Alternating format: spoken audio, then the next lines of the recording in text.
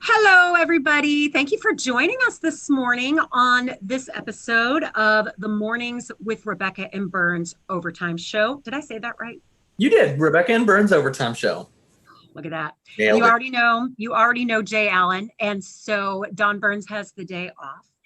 And I was telling Jay Allen this morning, we were on vacation for about a week, and we came back. We go to Port Aransas every single summer. Lots of fun. Oh, Love the beach. Keep beautiful. it in Texas. I know it normally is. I will tell you this, just in case you're planning to take a weekend away somewhere. A hurricane had hit a couple weeks ago, a category 1. So it wasn't a huge one, but it did knock out some of the boardwalks. Right. And so post-hurricane pandemic Port Aransas, not the best version of Port Aransas. Yeah. I'm sure I remember when Harvey hit and they just got pummeled. And so I'm sure have they recovered from that at all? No. Oh. No, there are still a lot of condo buildings that are still a year or two out, if not more. So, but I mean, the restaurants are up and running. The shopping is, it's good. It's good. It was just not. That's neither here nor there. Guess what happened when we got back?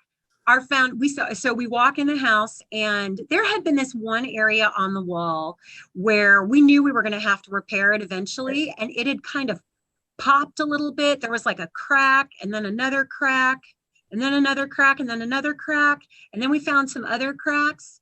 And so we're about to be the proud owners of 7 new piers that will go underneath our house. Fortunately, they can do it from the outside and not tear up the floors on the inside. So grace abounds. But, hi. I'm not even sure how that works. I don't. Like, how do you stick 7 piers under your house without completely like destroying the outside? I don't hire A1. You hire A1 foundation repair. That's how you do it. Small pitch on the overtime show. I know.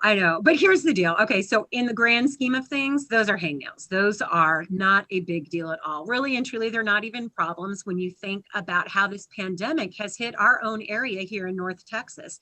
There are people in the DFW area who are going hungry, who are living in financial fear. And so we wanted to extend an invitation to you to partner with us as we partner with Buckner and Mardell. And so what we're doing is we are collecting non-perishable food items, and the next stop is tomorrow noon to 2 at the Mardell Christian Bookstore in Denton. Yeah, So that'd be fun. I know. Now, Jay, you've already been out. How did your event go? I did not go out, actually.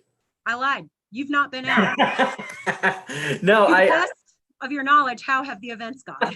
Well, so we did something similar early on with Mardell, and so we're kind of asking the same thing, but we want to feed a family, and so earlier we did feed your neighbor, but we realized that the need is just continuing to grow and grow. We didn't really know how long this pandemic would last, and so really we got to see how much this blesses, and we love Buckner. I mean, Buckner is just such a great organization, and this is canned foods. These are non-perishables, and if you don't know what that means, it's basically food with a long shelf life.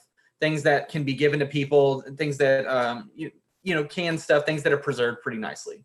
Things that won't spoil, like fruit or vegetables or like bread, maybe. Yeah, bread. Bread Yes. with fire. Yeah, Noodles are good, boxes of mac and cheese, things along those lines. cool. But yeah, so if you are in the Denton area or, close by, I sure would love to meet you. I'd love for you to come out and join me and the KCBI crew, and also the crew from Buckner. Join us at Mardell from noon to 2. If you don't know exactly where that is, the address and all the details are at kcbi.org. But thank you, as always, for joining us this morning.